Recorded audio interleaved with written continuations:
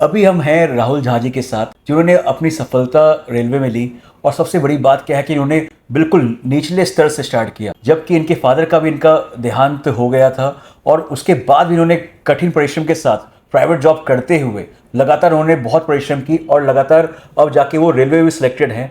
चलिए उनसे हम लोग आज पॉडकास्ट जा रहे हैं। राहुल झा जी, आप जरूर अपने बारे में बताएं, आप कहाँ से हैं, आपके परिवार में कौन कौन है, ये जरूर बताएं। नमस्कार सर, मेरा नाम राहुल झा है। मैं अभी सीसीटीसी की पोस्ट पे बुकिंग में सिलेक्टेड हूँ, एनडब्ल्यूआर में, नॉर्थ वेस्टर्न रेलवे में।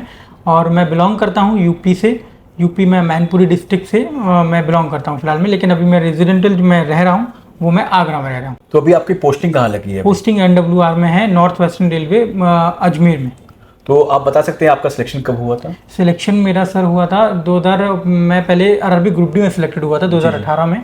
उसके बाद मैंने 2-2.5 साल करीबन ग्रुप डी में किया है। फिर डिपार्टमेंटल एग्जाम से मैं सीसीटीसी क्वालिफाई किया हूँ। जैसे आपने जो पढ़ाई की होगी 2012 में किया था? हाँ, 12-13 से स्टार्ट किया था। हाँ, तो 12 में आपने स्टार्ट किया। तो आपने जब पढ़ाई की थी तो किस तरह से आपने पढ़ाई की? क्या आपने जैसे मैथ, रीजनिंग, जीके, जीएस पूछा जाता है रेलवे में खासकर, तो जैसे खासकर बच्चों को भी पता चलता है भाई मैथ में थोड़ी डिफिकल्टी आती है या रीजनिंग में डिफिकल्टी आती है, तो किस तरह से आपने सेल्फ स्टडी किया? क्योंकि उस समय तो ऑनलाइन मोड हुआ नहीं था, तो कैसे पढ़ना चाहिए बच्चों को, आप कुछ बता सकते हैं? जी सर, मैं बताना चाहता हूँ सर, उस टाइम पे ना ऑनलाइन का तो बहुत कुछ था ही नहीं है, मान लो।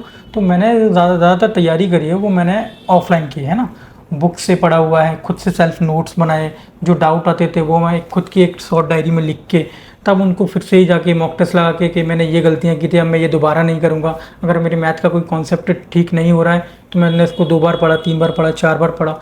मतलब आप भी जानते हो, खुद से ही स्टडी करके ही सफलता पाई जा सकती है। आप किसी को फॉलो करना, किसी सब्जेक्ट पे किसी टीचर से पढ़ना, वो एक टाइम होता है। मान के हमने परसेंट गाइड कर सकते हैं कि भाई एक आपको मोटा मोटा बता देंगे भाई इस तरह से परसेंटेज पढ़ सकते हैं, इस तरह से ये होता है। लेकिन सेल्फ स्टडी से ही सिलेक्शन होता है। सिलेक्शन सेल्फ स्टडी से होगा। और मैं रिकमेंड करता हूँ सर, हमेशा से बुक से पढ़ो। देखो, टीचर आपको एक बार अगर क्लास ले देगा, मान के चलो आपने नंबर सिस्टम पढ़ लिया, नंबर सिस्टम हमने अगर एक बार पढ़ लिया, 2 बार पढ़ लिया, बार बार पढ़ने के लिए ना आपके पास इतना समय है कि आप उस वीडियो को बार बार देख पाओगे। क्योंकि कोई भी सेशन है 1 से 1.5 घंटे में टाइम लेता है, और वही टॉपिक अगर आप बुक से समझोगे तो इजीली बहुत कम समय में हो जाएगा। तो मैं आज का जो ज्ञान यही है कि अगर आप बुक आपने सिलेक्टिव ली तो फिर सिलेक्शन निश्चित है। तो जैसे कि अब थोड़ा सा हम पीछे जाते हैं।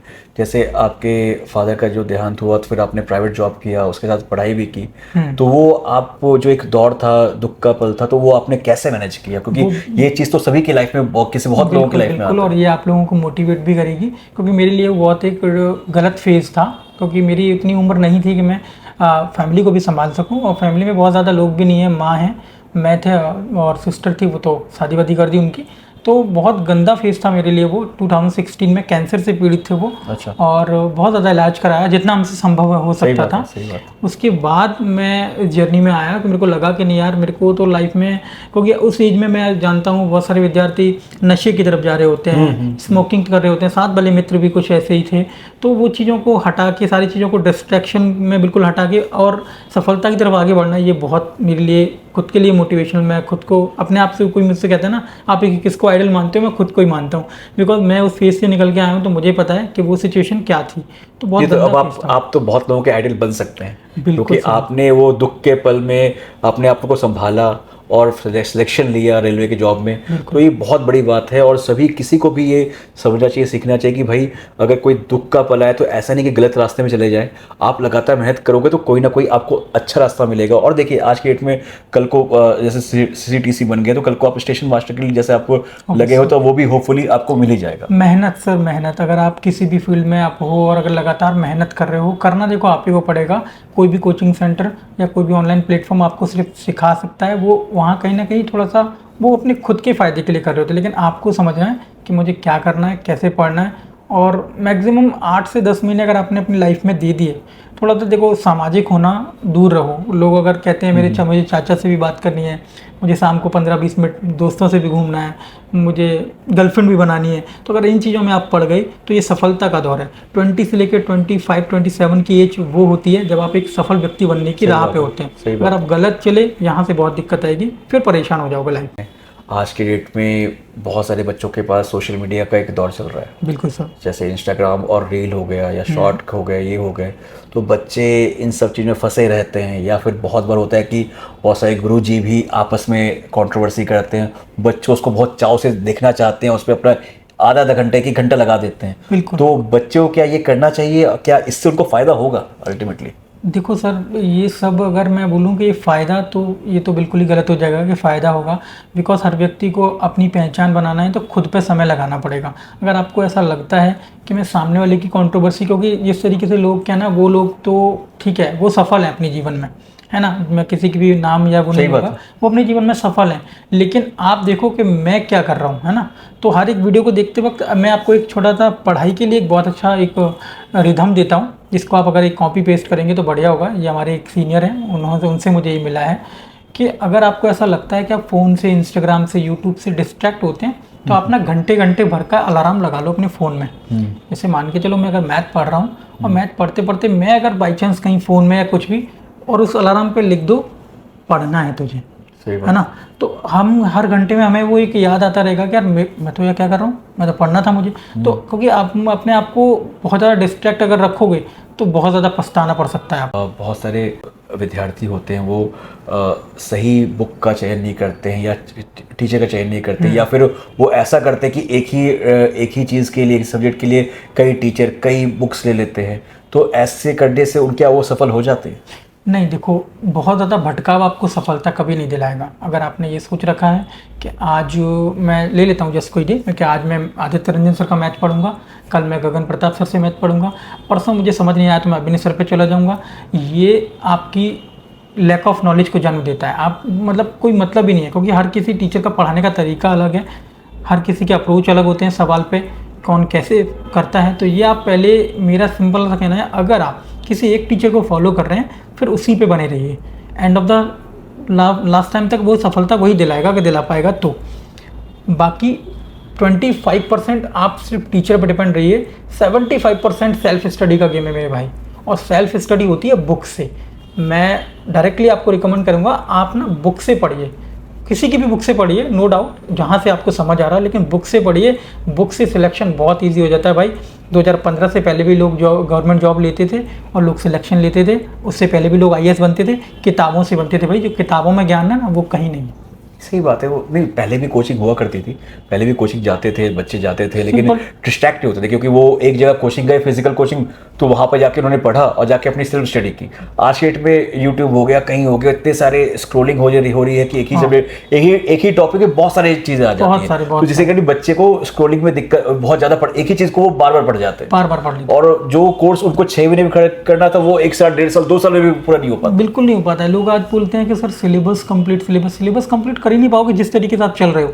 अगर आप, और बैचेस के पीछे लोग थोड़ा सा भागते हैं यार, बैचेस थोड़ा सा बुक पे ध्यान दे लो, किताबों पे ज़्यादा ध्यान देना है।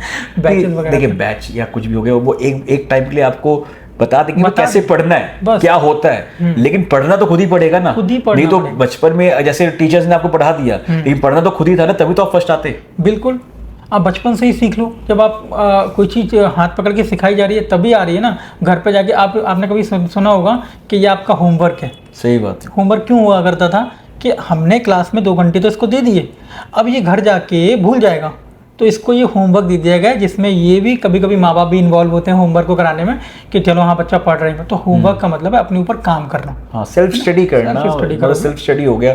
तो जैसे आज के डेट में बच्चे को कितने घंटे पढ़ने चाहिए? जैसे लाइब्रेरी चले जाते हैं, आज के डेट में तो बहुत अच्छा टाइम हो गया कि बच्चे लाइब्रेरी जाते हैं, अपने जाके पढ़ते हैं, तो कितने घंटे उनको सेल्फ स्टडी, कितने घंटे हर 3-4 सब्जेक्ट, जैसे मैथ हो गया, रीजनिंग हो गया, GK हो गया, GS हो गया, तो कितने घंटे देना चाहिए? देखो, मैं पर्सनली पहले रेलवे पर बात कर लूँगा, क्योंकि रेलवे के लिए ही मैं सजेस्ट, नहीं, रेलवे के लिए आप बात, ये रेलवे के लिए देखो मैं आपको बता दूँ, पहले तो बहुत निर्धारित ऐसा मत कर लो कि मुझे 8 घंटे 9 घंटे, क्योंकि घंटे नहीं गिनाने हैं, हमको वैल्यूबल टाइम देना है, क्वालिटी टाइम देना है। तो अगर मेरा कहना डायरेक्टली है तो 1.5 से 2 घंटे मैथ और 1.5 से 2 घंटे रीजनिंग, क्योंकि ये 2 सब्जेक्ट ऐसे हैं, स्कोरिंग सब्जेक्ट है। अगर आपने ये अच्छे नहीं बनाए तो ओनली GK GS से सिलेक्शन थोड़ी होगा। सही बात है, ठीक है ना, सभी एक कॉम्बो है एक तरीके से। तो मेन जो स्कोरिंग नंबर है 30 क्वेश्चन आपसे रीजनिंग के पूछे जाएंगे, और 30 में से अगर आपने बहुत ज़्यादा क्वेश्चन रीजनिंग जैसे सब्जेक्ट की गलत कर दिए तो सिलेक्शन तो बिल्कुल नहीं होगा, बिल्कुल नहीं होगा। क्योंकि वो इजी सब्जेक्ट लगता है और मुझे। कहीं ना कहीं आप भी देख रहे हो कट ऑफ आज के डेट में 85-84 चला जाता है, बिल्कुल। तो इसका मतलब कि मैथ और रीजनिंग में आपको फुल स्कोर करना Full था। score करना जीके जीएस में तो सबका एवरेज आता है। एवरेज आता है, क्योंकि जीके जीएस का आपको नहीं पता, बहुत ब्रॉड सब्जेक्ट है, समझ ही नहीं आता कहाँ से क्या पूछा जाएगा। तो कहीं ना कहीं कोशिश ये करिए कि मैथ और रीजनिंग में हम पूरे नंबर लेके आ पाएँ, वहीं सिलेक्शन होगा। तो इस तरीके से 5 से 6 मतलब 5 से 6 घंटे अगर आप दे रहे हैं प्रॉपर एक क्वालिटी टाइम, तो इजीली बात है। लेकिन हाँ, ये एक प्रोसेस है, ऐसा नहीं है कि ये कल हो जाएगा, परसों हो जाएगा, 3 महीने में हो जाएगा, नहीं। कंप्लीटली तरीके से प्रिपरेशन, और आप बहुत ज़्यादा सामाजिक मत हो आज के टाइम में, जिस प्रकार से हर किसी की स्टोरी सुनना आपके लिए बहुत अच्छा बन जाता है कि मैं तो मेरे उनकी फैमिली में क्या हो रहा है। ये 3-4 साल आप अपने ऊपर, और ये भी नहीं कि भाई सबकी कंट्रोवर्सी में नहीं फंसना चाहिए, बिल्कुल नहीं फंसना चाहिए। आप चाहे वो समझदार- पॉलिटिक्स हो चाहे वो टीचर हो, क्योंकि आज के डेट में टीचर भी बहुत कंट्रोवर्सी करते हैं। कंट्रोवर्सी मतलब छोटी छोटी बातों पे कंट्रोवर्सी हो जाती है, उसको हम देखने लगते हैं। आप देखने में आपको मज़ा तो आ रहा होता है, लेकिन आप वो समय कीमती ज़ाया कर रहे होते हैं जो आपको बेहतर बना सकता था। उस टाइम पे आप कुछ 2 घंटे बुक पढ़ सकते थे, लेकिन आपने नहीं किया। और सबसे बड़ी बात है कि अगर 95 लाख बच्चे फॉर्म फिल कर रहे हैं ग्रुप डी का, तो सिलेक्शन तो उसमें से 22,000 का होना है। बिल्कुल 93 लाख 94 लाख के जो 60,000 बच्चे बच गए, 70,000 बच्चे बच गए, उनका सिलेक्शन तो होगा नहीं। तो वो बच्चे कौन थे? वही थे जो एक्सप्लोर कर रहे थे। बिल्कुल वही बच्चे हैं जो बच्चे, मैं बोल तो रहा हूँ, सीधा सिलेक्शन ना होने का एक ही बात है, वो है डिस्ट्रैक्शन। अगर आपने बहुत ज़्यादा डिस्ट्रैक्ट हुए तो सिलेक्शन नहीं होगा। ये तो कड़वी बात है। नहीं, ये तो बात है कि भाई आपको डिस्ट्रैक्ट नहीं होना है। और जैसे कि बहुत बार क्या होता है कि अब उन्होंने कोर्स कंप्लीट कर लिया, एग्ज़ाम आने वाला है, तो अब कोई बोलेगा भाई ये 100 क्वेश्चन जो है ना पक्का कर लेना, इससे तुम्हारा ये 3 दिन में मैं तुम्हारे सब कुछ कंप्लीट कर दूंगा। क्या ये जो ये क्या मिथ है, सुपरस्टिशियस है, कि ये सही बात है बच्चों के लिए? देखिए, एक बात आपसे मैं छोटी सी पूछ लेता हूँ। अगर हमने कोई प्रोसेस है, हम मकान बनाते हैं, तो वो एक है, मतलब चलेगा। ये नहीं है कि मैं 3 दिन में मकान बना दूंगा, हो सकता है पॉसिबल, बिल्कुल नहीं है ना। तो इसमें ये है, वो सब थोड़ा सा यूट्यूब का अपना होता है, मार्केटिंग थंबनेल है कि आपको एक बात बताओ, जो व्यक्ति 6 महीने में कंप्लीट नहीं कर पा रहा कोर्स को, वो 3 दिन में कर लेगा। ऐसा कैसे क्रैश कोर्स? ऐसा कैसे, ऐसा कौन सा क्रैश? ये सब थोड़ा सा बोलना नहीं चाहिए, लेकिन बैच बेचने की टेक्निक होती है जिनमें आप फंस जाते हैं और सिलेक्शन नहीं ले पाते। मतलब ये सिलेक्शन नहीं लेने का ये सब टेक्निक है भैया। मैं तो बच्चा देखेगा, सिलेक्शन नहीं ले पाएगा सिलेक्शन बिल्कुल। एक मेरे को तो, मैं बोल देता हूँ डायरेक्टली, मैराथन क्लासेस, क्या मतलब है मैराथन क्लासेस का? और कि एक दिन में कैसे वो 12 घंटे पढ़ सकता है, और सब कुछ एक बार में कैसे वो सीख सकता है? टीचर तो कह देता है, आपने देखा होगा, बादाम काजू लेके आ जाते हैं, सर आपने 12 घंटे क्लास ले ली, आपका हैप्पी स्वागत है, बढ़िया। भाई तुमने 12 घंटे पढ़ा दिया, वो 12 घंटा सीखा क्या नहीं सीखा? और क्या गया है, वो दिमाग में जाएगा तब तो वो सीखेगा। मैक्सिमम विद्यार्थी का जो सिटिंग का एक टाइम है वो रहता है 2 से 2.5 घंटे, बहुत ज्यादा हो गए। बहुत अगर सही बिल्कुल अच्छा परफेक्ट बंदा होगा तो। नहीं तो बहुत सारे बच्चे तो 1 घंटे में थोड़ा सा फिर बोर हो जाते हैं। लेना चाहिए, मैं ये कह रहा हूँ, जो मन कह रहा है करो। मान के लो मैंने 45 मिनट मैथ अच्छे से पढ़ ली, मुझे पता है कि मैंने क्वालिटी टाइम दिया, तो 15 मिनट के लिए मैं उठ जाऊँ, मेरे को क्या कौन रोक रहा है? दिक्कत नहीं। अल्टीमेटली गोल सेट करना चाहिए कि हाँ, आज मैंने 100 क्वेश्चन लगाने हैं तो 1 घंटा लूंगा या 1.5 घंटे लूंगा, लेकिन लगा के उठना है मुझे। और अपने आप को शाबाशी भी दो, खुद देखो यार मैं पहले बिल्कुल नहीं पढ़ता था, अब मैं 1.5 घंटे पढ़ने बैठ गया। ये आपको खुद से ही अपने आप को कोई दूसरा रिवॉर्ड देने नहीं आने वाला है। जब आप फैमिली में होते हो, फैमिली बार बार आपको प्रेशराइज कर रही होती है, बेटा कुछ कर ले, बेटा कुछ कर ले, बेटा कुछ कर ले, तो वहाँ पे आपको यही सीखना है कि मैंने अगर छोटी छोटी कोई प्रोसेस अपना ली है, कि मैंने नंबर सिस्टम समझ लिया, खुद को शाबाशी दो, खुद को खुश रखो कि हाँ देखो ये मैं करता नहीं था, करने लगा। जैसे कि अब इसी बात पे मैं आपसे सवाल पूछना चाह रहा हूँ कि जैसे आपकी फैमिली में बस आप अकेले रह गए थे, बिल्कुल ठीक है, तो बच्चों को बताइए कि वे कैसे सेल्फ मोटिवेटेड, सेल्फ शाबाशी कैसे आपने ली कि आप अब आज इस जगह हैं कि भाई आप एक सरकारी नौकरी लेकर बैठे हैं, कैसे आपने? क्योंकि ऐसा नहीं है कि 2017-18 में कम फॉर्म करते थे, उस समय इतने फॉर्म करते थे। सर कंपटीशन वही था, बस थोड़ा सा बढ़ गया है, उतना नहीं कम हुआ है, ठीक है। इस पे सर मैं आपको बताऊं, आप ना खुद को पहले तो ये अपने गोल्स बनाओ। जैसे मैं सीरियसली आपको, ये मोटिवेशन की बात हो सकती है, मेरा एप्पल का फ़ोन मेरा मोटिवेशन था कि मैं कभी लूँगा, सही बात है, और खुद की मेहनत से लूँगा। सही बात। पापा नहीं दिलाएंगे, क्योंकि पापा क्यों नहीं दिलाएंगे, उन्होंने हमें पढ़ा दिया, इतना बहुत है। सही बात। आजकल के माँ बाप ये कर दिए, बहुत है।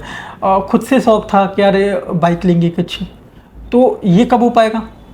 जब मैं कुछ करूँगा। और कुछ कब कर पाऊँगा? मेरे पास पीछे रिसोर्सेज नहीं है, मेरे पास इतना बैंक बैलेंस नहीं है कि मैं बिजनेस कर पाऊँ डायरेक्टली।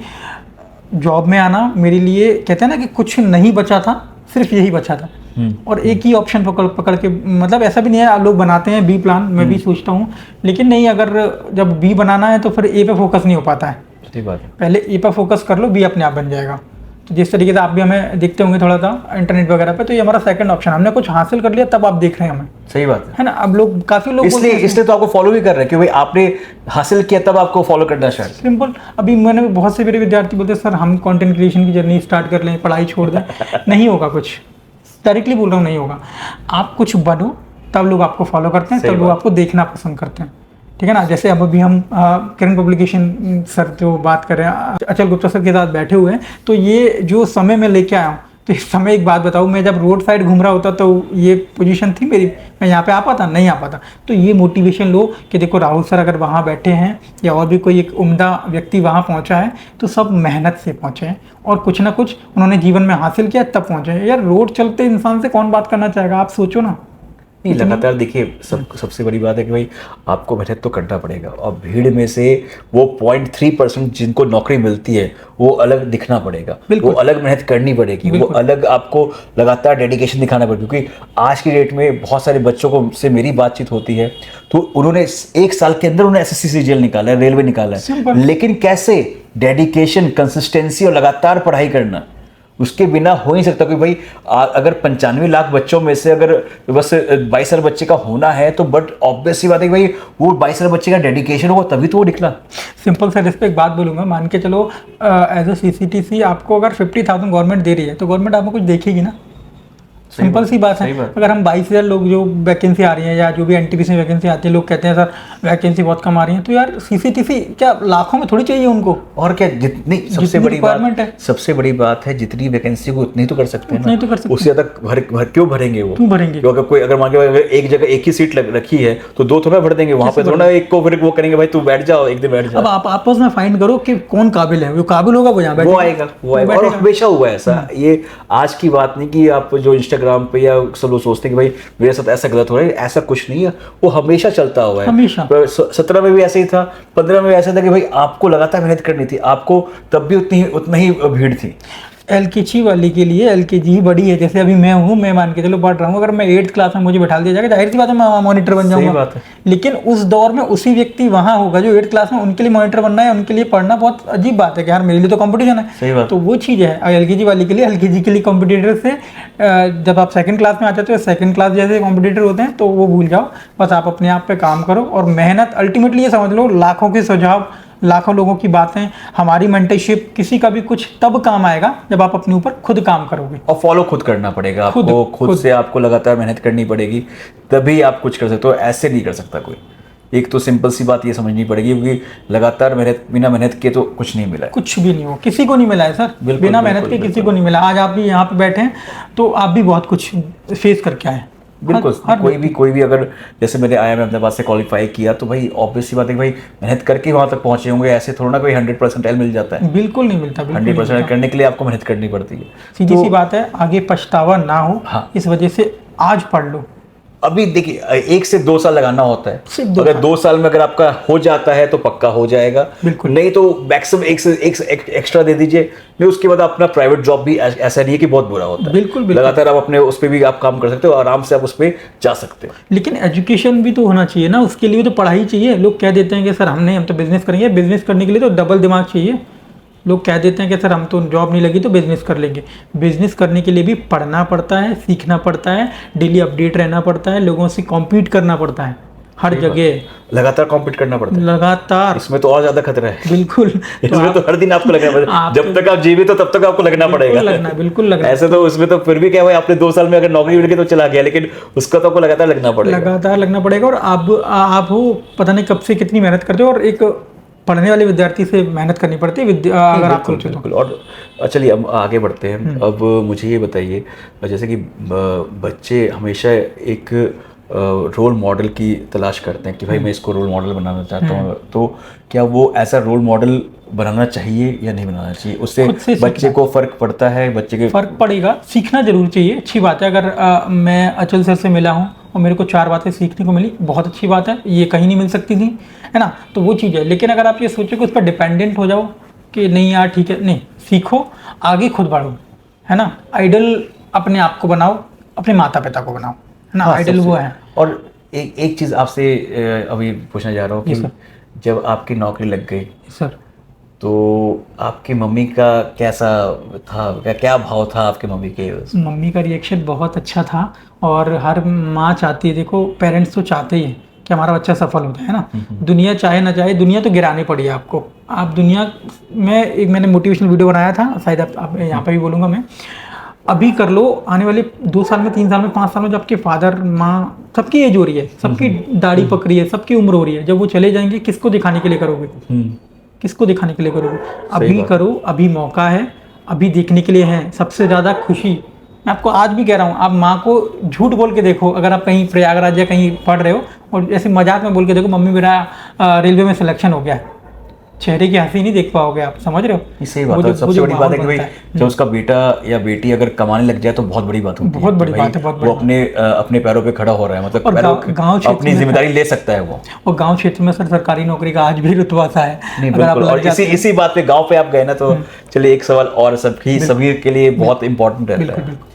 तो जैसे आप जब असफल थे, आपने नौकरी नहीं थी, तो बहुत सारे गांव के लोग हो गए या खासकर रिलेटिव हो गए, आके हमेशा नॉक करेंगे, अरे आपका बेटा क्या कर रहा है, आपका बेटा क्या कर रहा है। बिल्कुल। और ये सभी के लिए साथ होता है, सभी के लिए। तो उस समय का जो समय होता है वो कैसे उनको काटना चाहिए, आपने कैसे काटा, उनको कैसे काटना चाहिए बच्चों को? बिल्कुल। पहले मैं ये बता देता हूँ कि मैंने कैसे काटा, फिर मैं आपको ये बताऊंगा कि आप कैसे कर सकते हैं। सबसे पहली बात तो देखो, अगर आप बहुत अच्छी बैकग्राउंड फैमिली से नहीं हो, आपकी फैमिली अच्छी खासी नहीं कर रही है, तो ये जिम्मेदारी आप ले लो कि मैं पढ़ाई का पैसा तो माँ बाप से नहीं मांगूंगा, है ना, क्योंकि देखो माँ बाप आपको बना दिया, इतना कर दिया, जो भी जितना भी उनसे सक्षम बना उतना उन्होंने कर दिया। अब आप आगे आपको करना है, तो मैं ये सक्षम कहूँगा कि अगर विद्यार्थी 12th पास है तो वो ये डिमांड माँ बाप से ना करे कि मुझे ये करना है, ये नहीं करना है, वो खुद से करना सीख जाए, तो एक मोटिवेशन हो जाएगा कि साइड से पैसा आएगा तो वो खुद की पढ़ाई करेगा। और लोग पता है झूठ बोलते हैं, मैं तो कहता हूँ, लोग कहते हैं सर पढ़ने के लिए पैसा नहीं है।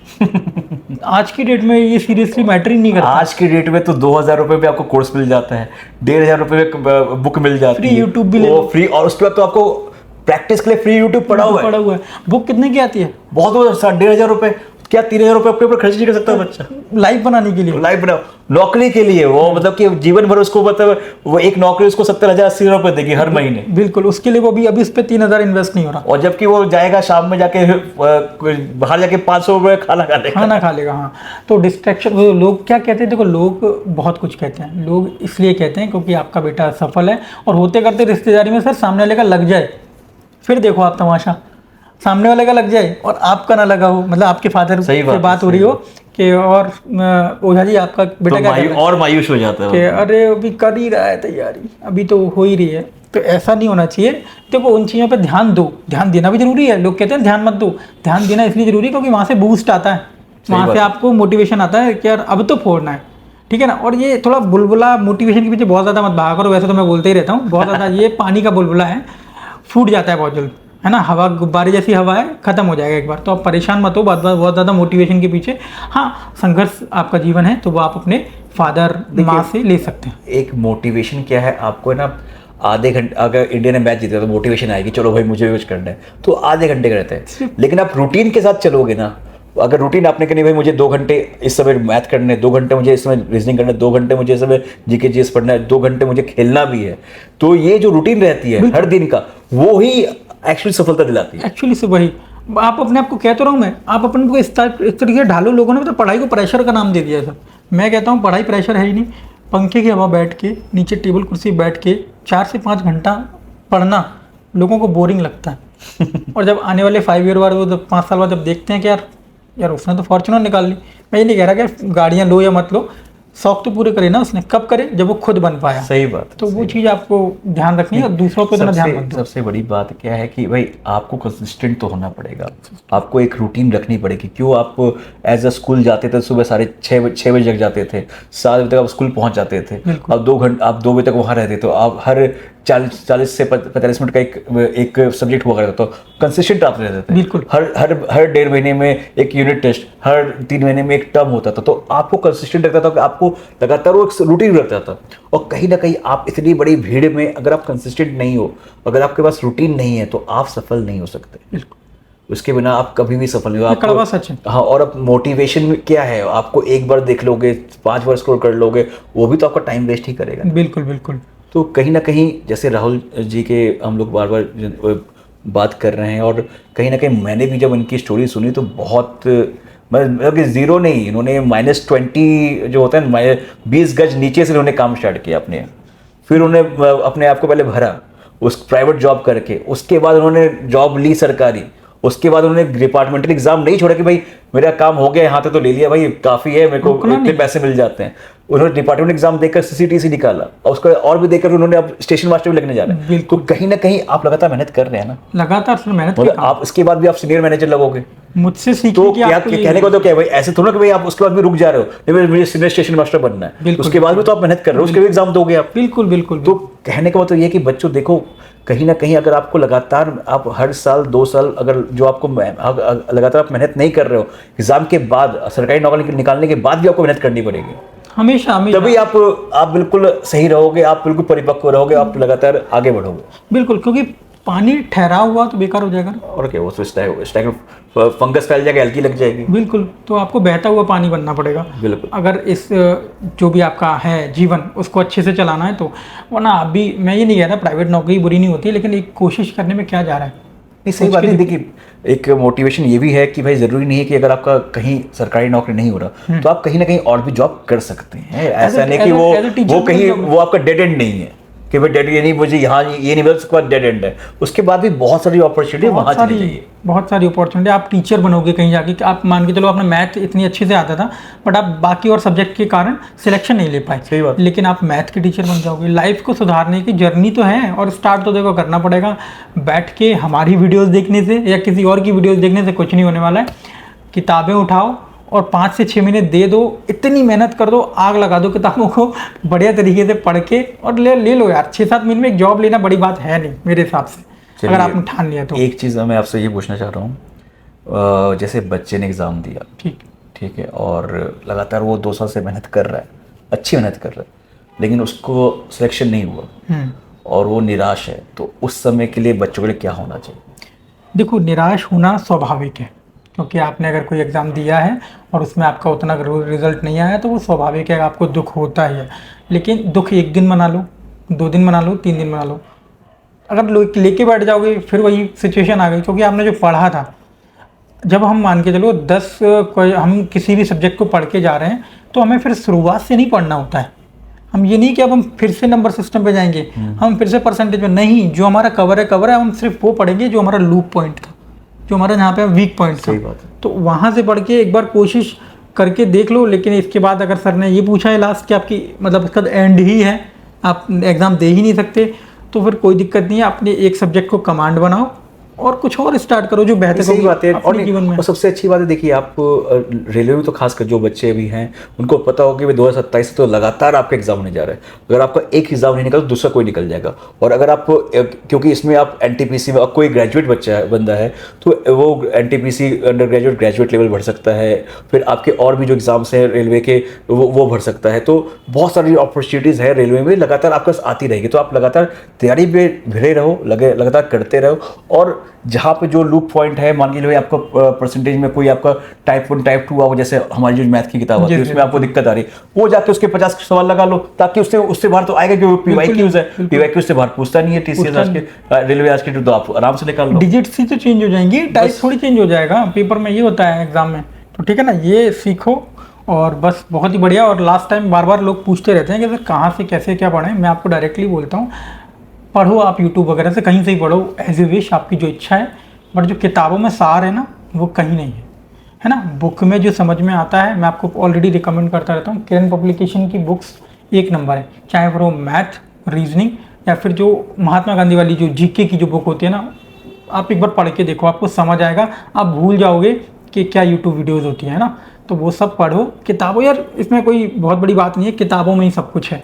Ultimately self study self study और सेल्फ जो अपना खुद का नोट्स बनाता है ना, वही आगे बढ़ता है, वही आगे बढ़ेगा वही, क्योंकि उसको उसका खुद का माइंड है ना, वो खुद से चलेगा। वो किसी और का अगर मान के, बहुत सारे लोग कहते हैं भाई सर आप मुझे अपना रूटीन बता दो किस तरह से पढ़ना चाहिए, क्या इससे फायदा होगा कि भाई अपने आप से समझिएगा मुझे क्या कितना मुझे पढ़ना है, क्या मुझे मैथ में कहाँ कमजोर हूँ, क्या रीजनिंग में कहाँ कमजोर हूँ, कि जीके जीएस तो मुझे आता हो, क्योंकि बहुत बार क्या होता है बहुत लोगों को मेमोराइजेशन अच्छी होती है तो वो मैथ में थोड़ा कमजोर हो जाते हैं, तो ज्यादा मुझे मैथ में 3 घंटे देने हैं तो जीके जीएस में 1 घंटे 1.5 घंटे दूंगा। किसी और का टाइम टेबल किसी और के लिए सूटेबल हो ही नहीं सकता। मान के चलो मेरे को मैथ अगर दिक्कत करता है तो मैथ का अगर मैं प्रॉफिट एंड लॉस पढ़ रहा हूँ, मुझे वो टॉपिक समझ में कम आ रहा है, लेकिन आप बहुत जल्दी से ग्रेविट कर ले रहे हो, तो आप मेरे को अगर 2.5 घंटे मैथ में चाहिए तो आप तो 1.5 घंटे में खत्म कर लिए, तो आपके 1 घंटा बच गया, आप उस 1 घंटे को रीजनिंग में लगाइए। सही बात। तो ये कॉपी करना छोड़ दो। सिंपल मैं आपको एक बात बताऊं तो कॉपी किसी की मत करो। हाँ, बहुत एक्चुअली में बहुत आज के डेट में क्योंकि लाइब्रेरी में 200 लोग बैठे हुए हैं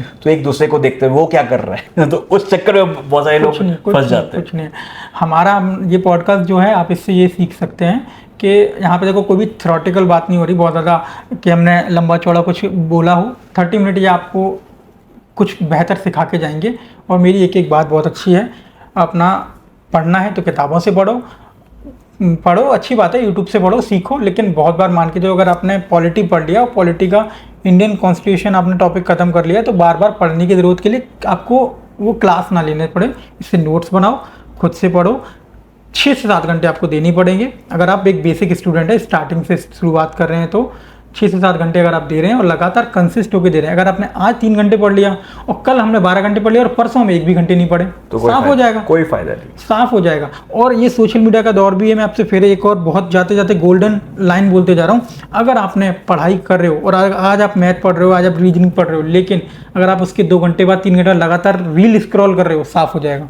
नहीं, एक जैसे बहुत सारे जो मेरे पास आ रहे हैं बच्चे जो सिलेक्टेड है वो आते हैं तो बोलते हैं सर मैंने क्या किया कि भाई 6 दिन मैं बिल्कुल भी अपना ये जो कैमरे मोबाइल होता है या स्क्रीन मोबाइल होता है उसको मैं हटा दिया है, कीपैड यूज करता था और 7th डे संडे को 2 घंटे के लिए बस मैं अपना इंस्टाग्राम का भी देख लिया, वो कर लिया, बस वो टाइम ले, क्योंकि इससे मैं बचा रहता था। इन चीज़ों से भाग भी नहीं सकते सर, ये भी है। अगर हम ये सोच के हम इनको बंद कर दें फिर हम अपडेट नहीं रह रहे हैं, तो ये चीज़ भी ज़रूरी है। लेकिन हर चीज़ एक टाइम का एक ऑप्शन आता है इंस्टाग्राम, आप देख लेना कि आप कितने घंटे कंज्यूम करते हो इंस्टाग्राम पे, सही बात, अपने इंटरनेट टाइम आ जाता है वो, तो आप वो देखो और प्लीज़ यार 1-2 साल या 1 साल के लिए तो छोड़ दो, है ना, एटलीस्ट। और या फिर आप इतने माइंडेड बन जाओ कि मुझे सिर्फ इतने घंटे फ़ोन को देना है और बाकी सारा टाइम स्टडी में देना है। सिर्फ 5 से 6 महीने की मेहनत आपके आने वाले 50 साल बदल देगी, ये याद रखना बात को।